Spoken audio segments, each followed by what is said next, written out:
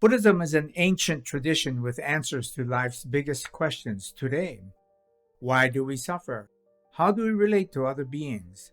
And how do we make the world a happier and more peaceful place for everyone? Our mission at BDK America is to help people understand Buddhism better.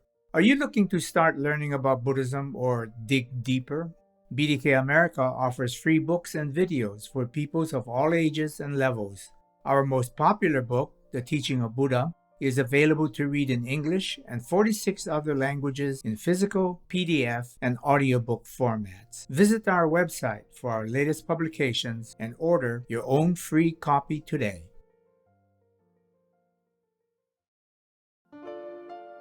Hello, it's truly a pleasure and an honor to be able to share our message with you. From a Buddhist standpoint, it's a miracle to be born as a human, let alone be able to communicate, albeit through an electronic medium. To illustrate this point, there is a well-known Buddhist parable that goes as follows. There once lived a sea turtle in the vast ocean. A piece of wood with a round hole about a foot in diameter was thrown in the ocean. The turtle, living in the depths of the sea, only comes up to the surface every 1,000 years. And the chance of that turtle coming up to the surface and sticking his head through that hole is the same as that of us being born a human being. Well, speaking of miracles, we are fortunate to have as our guest a person whose work keeps him constantly on the go between North America and Asia. Dr. John McRae is a professor of Buddhist studies at Indiana University, where his primary area of specialization is Chinese Chan and Japanese Zen. But his recent interests have included a study of American Buddhism, particularly of Zen Buddhism. In any case, we thought we would take this opportunity to have him share his thoughts on Buddhism in America with a focus on Zen. Well, John, thanks for coming on the show. Appreciate you being here. Well, I'm very happy to be here. My first question has to do with the state of Buddhism in America. What's going on? How do you assess the situation as far as Buddhism? I think Buddhism is growing pretty well in the United States. Perhaps not as rapidly as Islam, for example. I think that Islam benefits from much more organized efforts to propagate the religion, whereas Buddhism in the United States is growing up from the grassroots and from just, how do you say, energy internal to American culture. Good. Well, so it's growing, and how is it when we compare this situation with when we were back in our college days? And I know we were on the same Stanford campus in the late 60s, Right. And I don't recall seeing too much Buddhist presence then. I don't. Yeah. I think, but there was around that time, there was kind of a Zen boom, for example. Maybe that was a beginning? And maybe it was right about the beginning. I know that you and I graduated, I graduated in 63, or 64, I guess. That early? No, I think it's a little later. I think it's a little later. Anyway, go ahead. That's a long time ago. That's high school. Yeah, my memory's fading these days. Yeah. I actually graduated in 69. I was right. giving you high school years there. That makes sense, okay. But around that time, Zen started really taking off in the United States. That's true. Other forms of Buddhism, I mean, at that point, there was Buddhism and there was Zen, and people thought of them as being quite separate things, actually. Right, yeah. Zen has been not even Buddha sometimes. In a way, Yeah. And there was one famous book that was, what was it, 3 Ways of Eastern Wisdom or something that was Hinduism, Buddhism, and Zen. I see, yeah. So it's been said that those who convert to Buddhism in America become members of 4 schools, Zen, Tibetan, Theravada or Vipassana, and Soka Gakkai. So how is Zen Buddhism doing in relation to the other 3?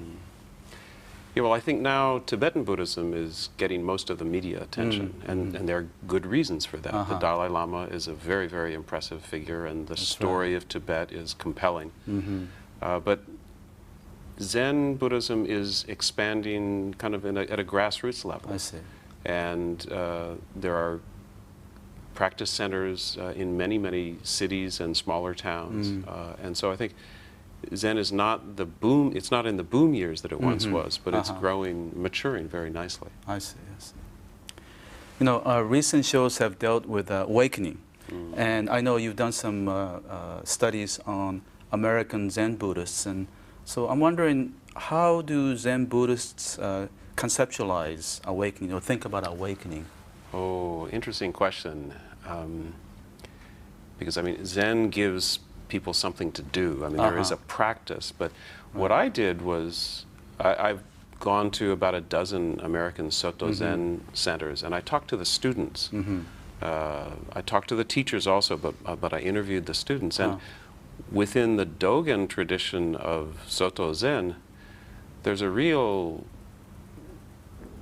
almost prohibition and self-prohibition against talking about awakening. Oh, really? That's so ironic. Yeah, it is ironic. It is ironic. But so they sit.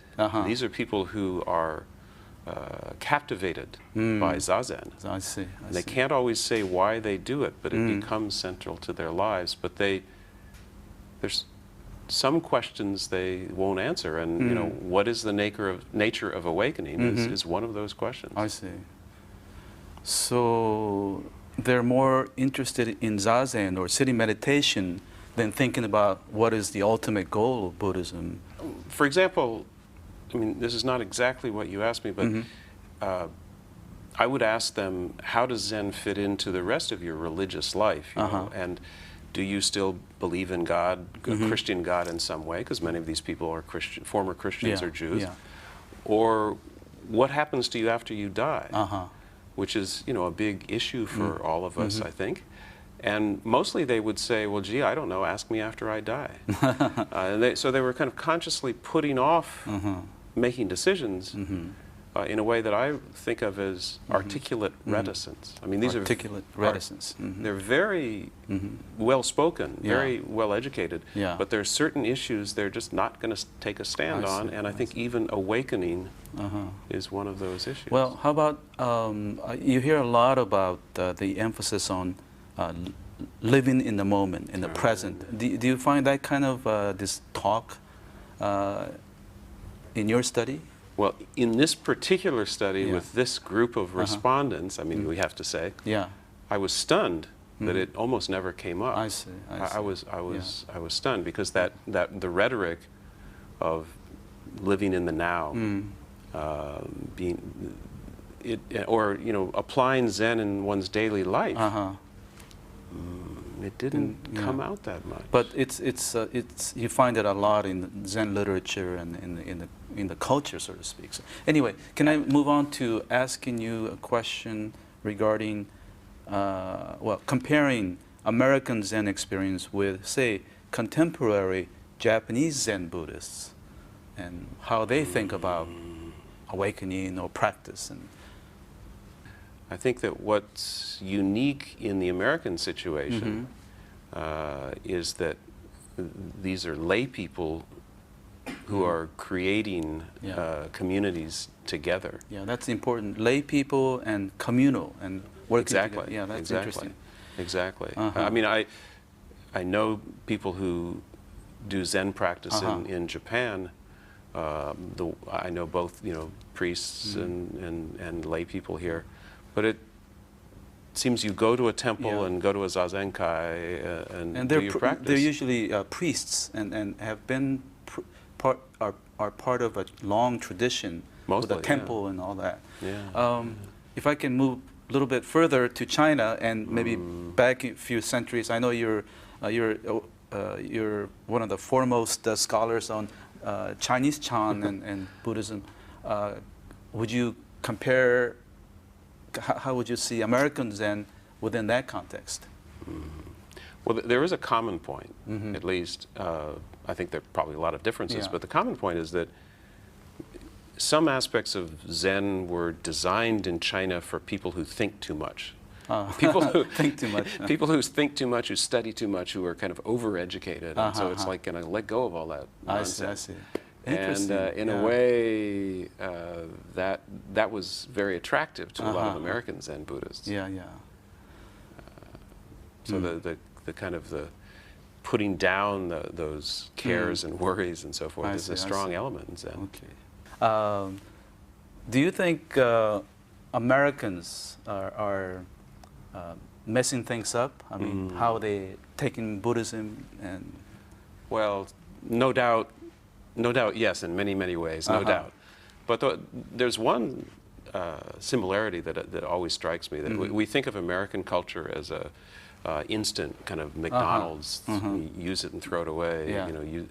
But in 8th century China, where Zen really took off, I mean, there was a Zen boom in the Chinese capital, in the largest city in the world at the time, population of 1 million, and the whole emphasis was on do it now. That Buddhism is not something for way off many lifetimes in the future. This is a rare opportunity to be a human. Grab that opportunity and get enlightened now. And that's similar to American culture. I think there's a similarity in that, Buddhism, Zen practice is not something you should do in the future or for the future. Do it in the now. Do it for the now. Well, looks like we're out of time, and I appreciate you taking the time to visit with us and sharing your thoughts with us. I appreciate it very much. Thank you very much. I appreciate being able to be here. Good.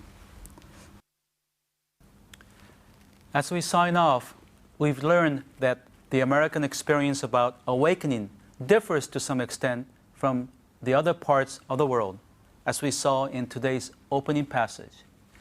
Just as rain falls on all vegetation, so Buddha's compassion extends equally to all people.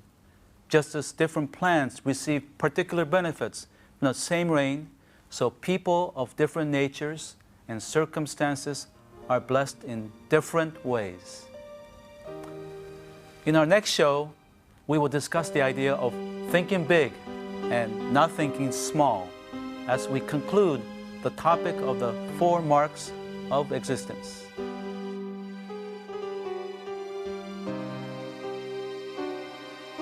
We at Bukkyo Dendo Kyokai pursue peace and happiness for people around the world.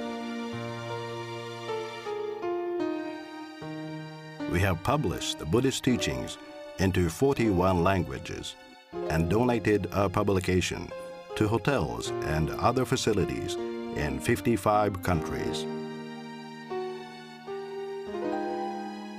We would like to share the Buddhist teachings with people around the world. That's our mission.